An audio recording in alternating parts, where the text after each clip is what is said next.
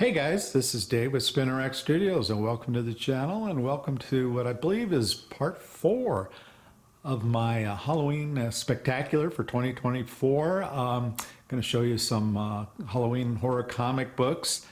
But as I've done in the past videos, I'm going to start off with some of the decorations in our house. I think, as you guys know, my wife and I are big holiday collectors of decorations, and especially Christmas and Halloween. And in fact, my wife, I think she prefers Halloween a little bit over Christmas. She just loves these decorations. I do too. But in front of you, you see one of our most prized and rarest of collections. And across the country, there are some, I'm going to call them folk artists, vintage holiday artists, but they're new artists who have kind of brought back some of the decorating style and traditions that we had back, 75, 100 years ago, primarily relating around a lot of the Christmas candy containers and paper mache products and what have you that primarily came out of Germany. And in particular, there's one guy by the name of Scott Smith of Ruckus Studios. Scott lives in Michigan, and he is one of these artists. Everything you see here is by Scott, with the exception of the Pumpkin Man riding on top of the cat up in the upper right corner. That was made by a guy by the name of Paul Gordon out of West Virginia. But everything else is made by Scott of Ruckus Studios. And these are made kind of in the old tradition of the paper mache candy containers and Halloween items that, like I said, primarily came out of Germany. And they are paper mache, typically the heads and the portraits and the hands, with textiles. And in Scott's case, he tends to try to use vintage fabrics and textiles when making his pieces. Now, the cool thing about these is, in our hobby of comic books, we talk about rare and scarce, and it's not clear, exactly what those words mean, but like, what Action Comics, people would think would be pretty maybe rare or scarce. About 100 or less copies are thought to exist. But in this case, these pieces are truly rare and scarce. Some of them are one-of-a-kinds, and others Scott might make, three of them at the most. And even when he makes, more than one, he typically will color them differently, or certainly a lot of times he'll use different fabrics. So even though there may be 3 of them that are similar, they all still will be unique in their own way.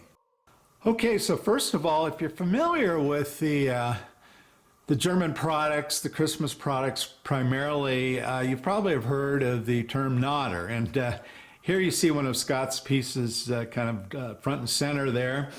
And she is a nodder. Yeah, she's kind of nodding back and forth. Just a cool looking kind of a witch lady. And then one of our favorites, there is kind of like a gypsy fortune teller piece, doing a little voodoo magic, it looks like. She's got a pin there and about ready to poke that poor little pumpkin man. And there is a kind of a spook back there. And by the way, that the voodoo lady in the back there, that is a one-of-a-kind. That guy right there, I believe he is also a one-of-a-kind, coming up on the candlestick spindle. There's a little fellow riding a pumpkin.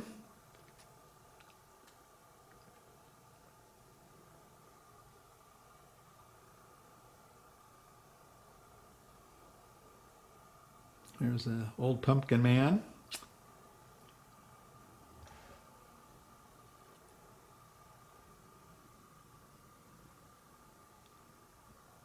And there's a gypsy doing a little jig, and a witch. Now you might have spotted a couple pieces that don't quite belong in there. Is two Krampuses. One is a nodder, and he's looks like he's coming up out of a chimney. He's got a little boy in a cage there, and then kind of to his right is another piece, a guy coming up out of a bird case, once again with a little child. And you guys probably recognize these. These are both Krampus pieces. They're actually Christmas pieces, but clearly the Krampus looks like the devil, and so we get double duty out of our Krampus pieces. We use them for Halloween.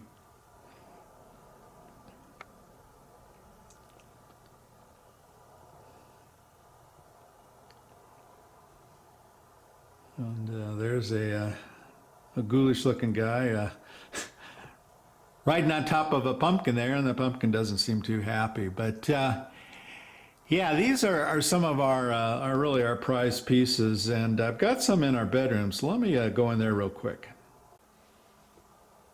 Okay, in our bedroom here we've got kind of a Day of the Dead theme going on, and here's a couple more Scott Smith pieces. And then back behind them is a kind of an old style series lighted little Halloween tree with C6 lights on it. But let me kind of go in a little bit closer.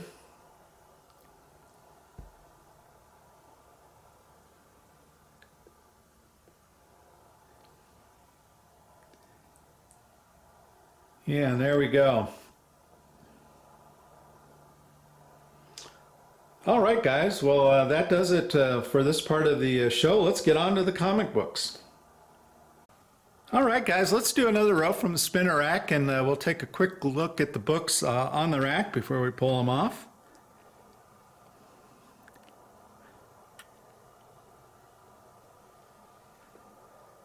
And as I typically do, you're going to see it's a pretty wide assortment of different types of books.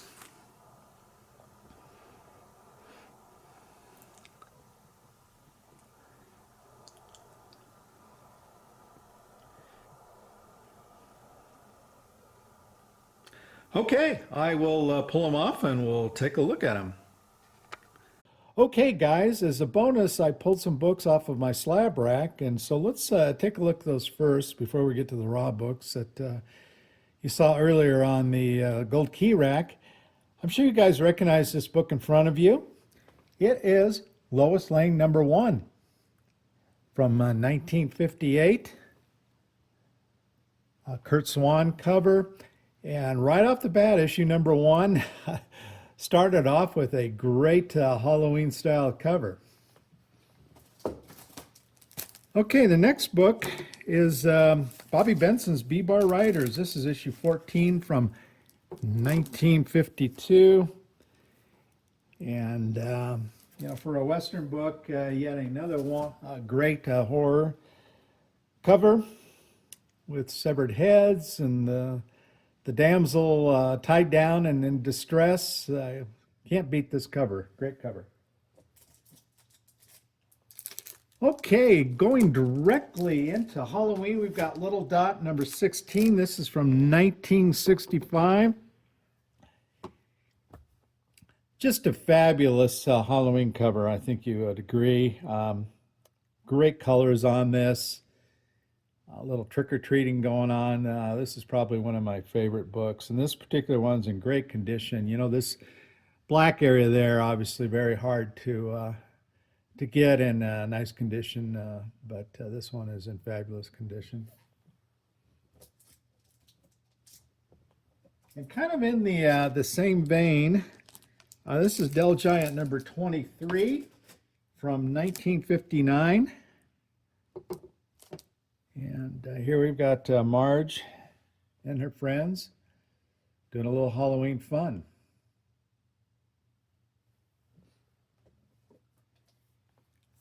Another great trick-or-treat cover.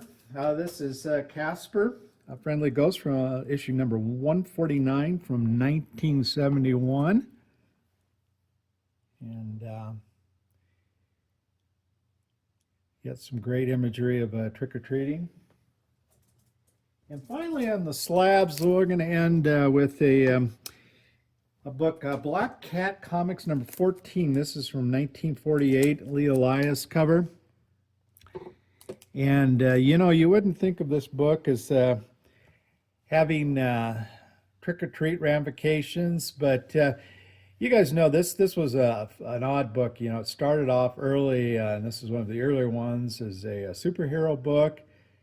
And at one point it moved to Westerns, and then at another point it moved to horror. But here's back when it was still primarily a superhero book, but here you got some thieves dressed up in Halloween costumes. Just yet another one of my favorite books. Okay, moving on to the books we saw in the rack. Looney Tunes, Merry Melodies.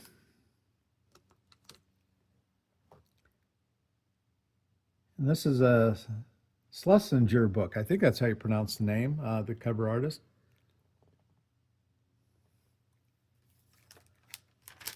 Here's a little pre-code horror. This is Adventures into the Unknown, issue 33 from 1952. Sadly, I do not have much pre-code horror, but this is one of the few books I do have. Trying to center that a little bit better there. And here we have yet another Looney Tunes book. And you can see that Bugs Bunny's reading spook stories there.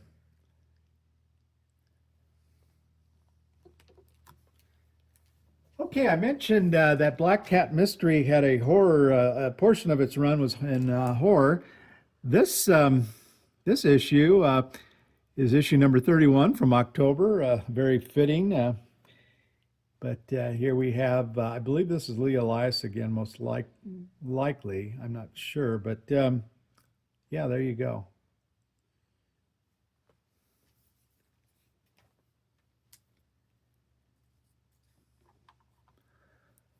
Okay, moving into some Harvey stuff. Here is Spooky, the Tough Little Ghost. This is issue 71. And then Pep Comics, issue 155, 1962. Great Halloween horror imagery there. You guys have heard me say, and you guys know this, but Archie series is just a fabulous series for following the holidays and following the seasons of the year. And this book shows it.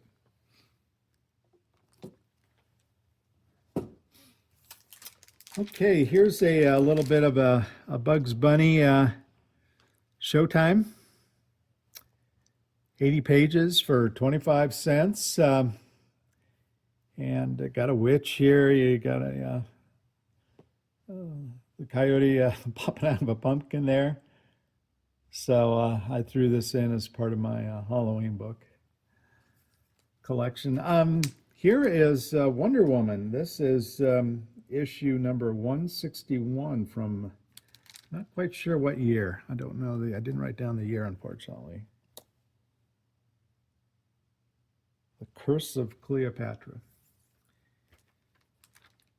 And of course, Gil Kane, Romita Sr., cover 1973, Werewolf by Night, number 11.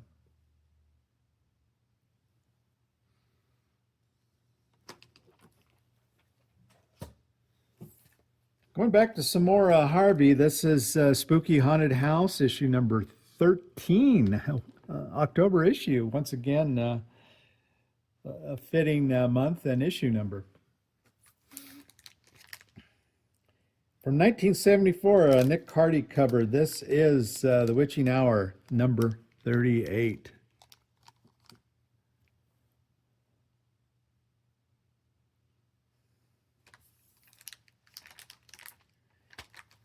And here we have Yet another Dell. This is issue number 2 of Marge's Lulu and Tubby Halloween Fun.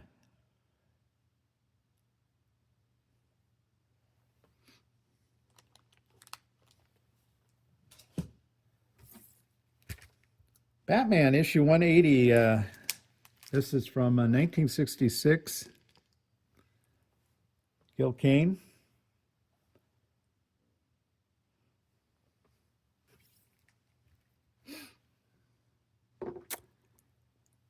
Shock Suspense Stories, number 6, reprint.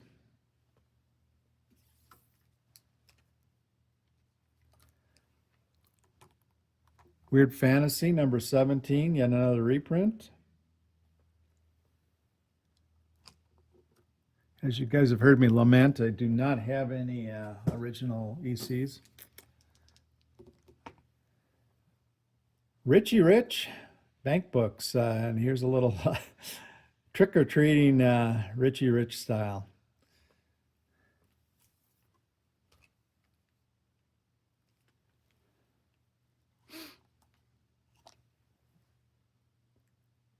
And there's some Bell Giant trick and treat.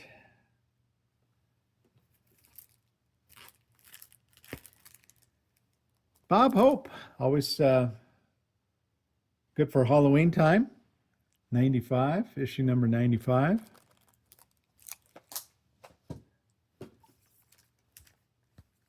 Okay, Spooky Spooktown. This is issue number 20. Yet another black cover in great condition. Dark Mansion number 12. I don't think that guy's going to get back up to the surface.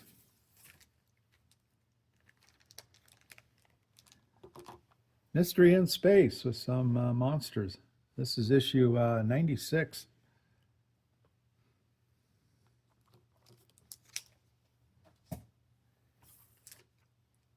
Unexpected 129, and this is from 1971. Nick Hardy cover. And a great horror cover, good for Halloween. Action Comics 413 from 1972, yet another Nick Hardy cover. A little voodoo action there on Superman. And then finally we're going to end with comic Mighty Bear. And you know, I'm not sure, let's see what issue this is. I apologize. But a little ghost action. All right, guys. Well, that does it for this particular episode. I hope you enjoyed it, and we'll talk to you guys later. Take care.